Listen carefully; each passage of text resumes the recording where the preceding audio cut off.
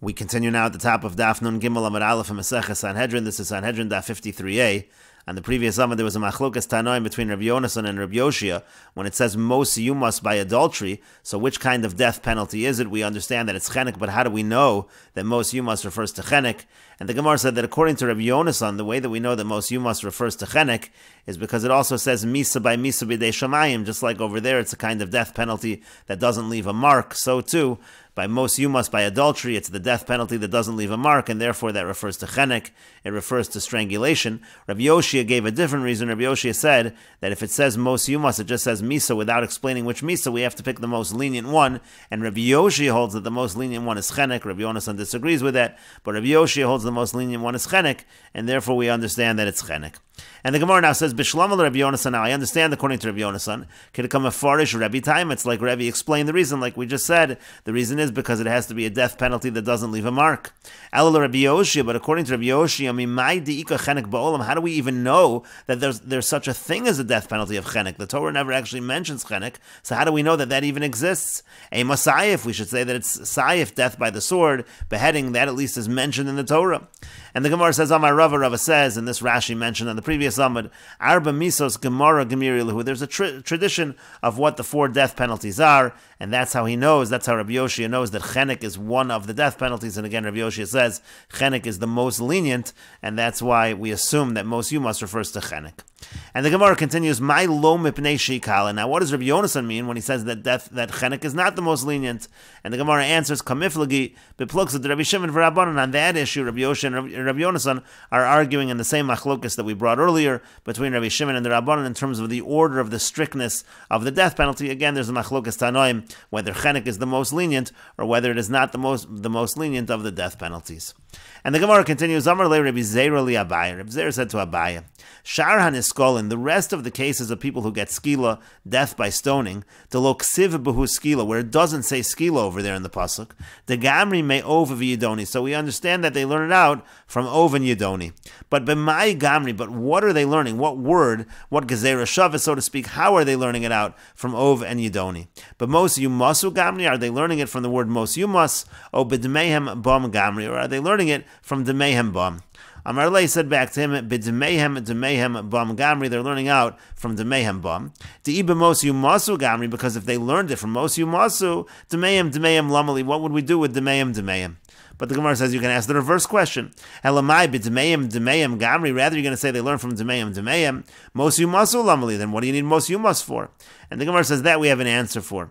Kedetanias we learned in a brayso, Mos Yumas Hamake Rotzeachu, it says he shall surely die, the person who's a murderer. Ein li ela b'misa haksuva bo. Now I only know if you're able to give that particular death penalty which is written by him.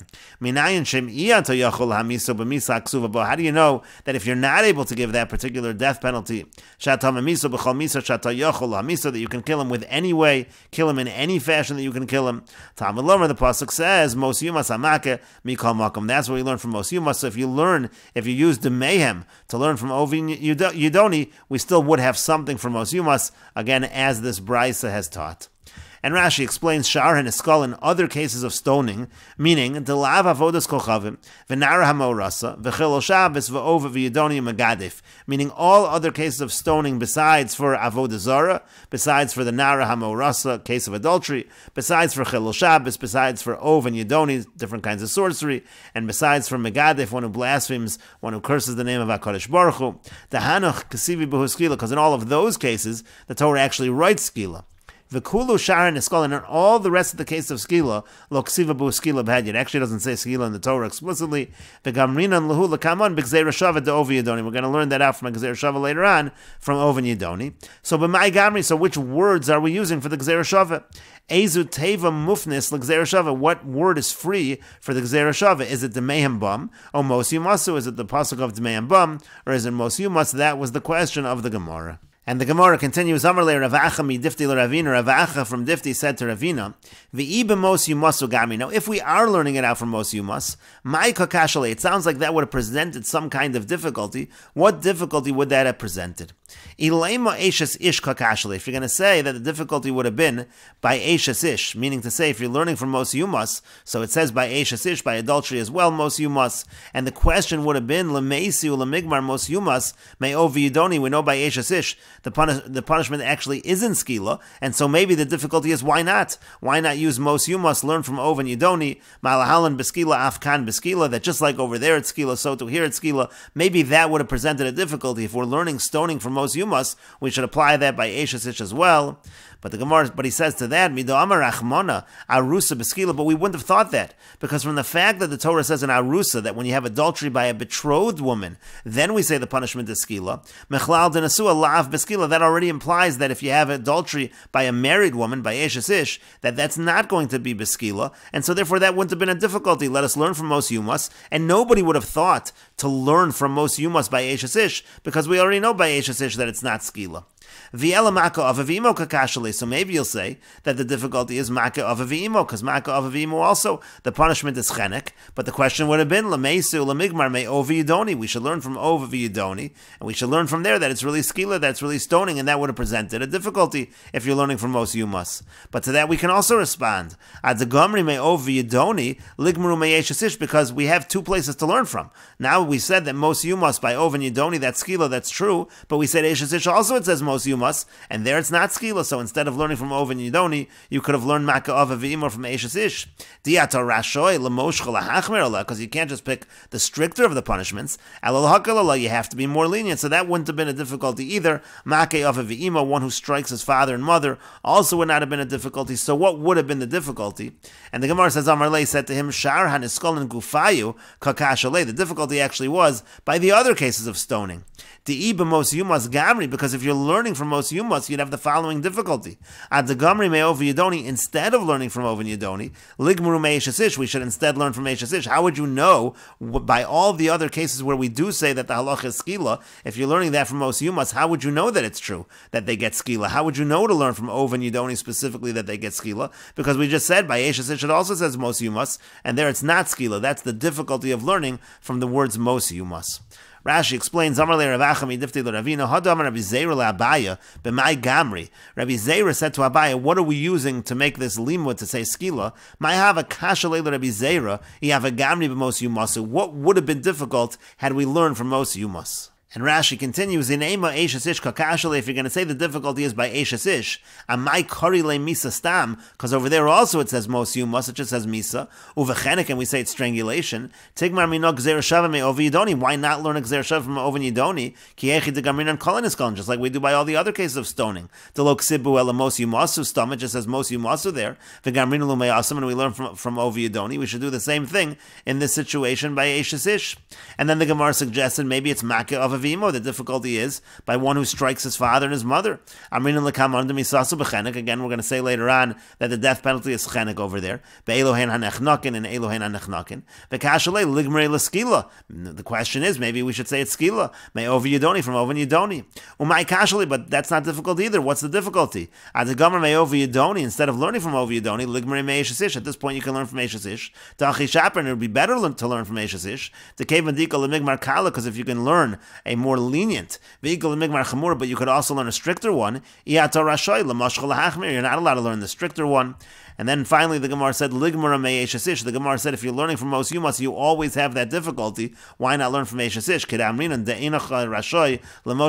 Like we just said, you're not allowed to pick the stricter one. That's why it's better. Therefore, it's better to learn using the words Demehem Bam. And the Gemara continues with the Mishnah, Eluhen Haniskol, and the following people get stoned. Habal Ha'im, if somebody has relations with his mother, Vial Eshes Avra, with the wife of his father, Vial Akalar, with his daughter-in-law, Vial Zachor, or a male with a male, V'al HaBehemor, if the man is with an animal, V'ha'isha HaMeviyah es HaBehemor, let's say a woman is with an animal, V'ha'Megadeh, if someone who curses HaKadosh Baruch Hu, V'oved Avodas Kochavim, one who serves Avodah Zarah, V'ha'nosein Mizaro L'Molech, if somebody gives his children over to the Molech, also a kind of Avodah Zarah, U'Ba'alo V'Yidoni, someone who's a Ba'alo V'Yidoni, different kinds of sorcery, V'ha'Mechalas HaShabbos, one who desecrates Shabbos, V'ha'Mekalo V'Imo, one who curses his father or mother, V'ha'Ba'al Nara v'ha-me'orasa, one who has relations with a young girl who just reached adulthood, who's me'orasa, who's betrothed, a form of adultery. V'ha-meisas v'ha-mediach, one who convinces an individual to worship avodah zarah, one who convinces a city to worship avodah zarah. V'ha-mechashef, and a kind of witchcraft. Uben soru morer, somebody who's a rebellious son. And the Mishnah continues, Habal ha'im, if somebody has relations with his mother, chayiv olem mishum aim umishum eish hasav. He's actually liable both for the fact that it was his mother and the fact that it's the wife of his father. Rabbi Yehuda says, Eino chayiv elem mishum ha'im bilvad. He's actually only liable because that's his mother. Habal eish hasav, if somebody has relations with the wife of his father, chayiv mishum eish hasav. He's chayiv because that's the wife of his father. Umishum eish hasish. He's also chayiv because that's a married woman. Bein b'chayi aviv, bein la'achar misas aviv. And the Mishnah says, in terms of eish hasav, the fact that he's the wife of the father, that's true whether the father's alive or whether it's after the father died. Bein min ha'erisin, bein min ha'nisun. It doesn't matter if the marriage was just at the erisin stage, the stage of betrothal, or whether it was at the stage of nisuin, the stage of marriage.